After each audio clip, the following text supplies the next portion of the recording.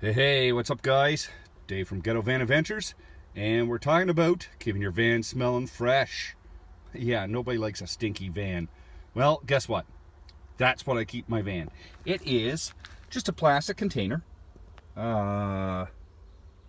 know, I got maybe 20 bars of soap in it. And what I do is I just stick it under my futon.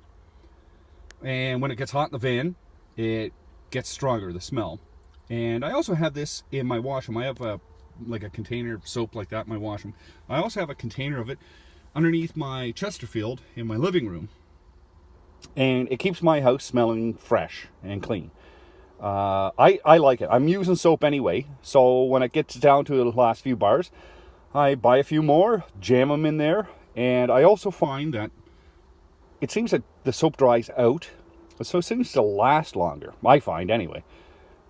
If you got good ways to keep your van smelling fresh, post them in the comment section. I'd love to hear it. Anyway, like I say, check it out. It's cheap. You're going to use the soap anyway.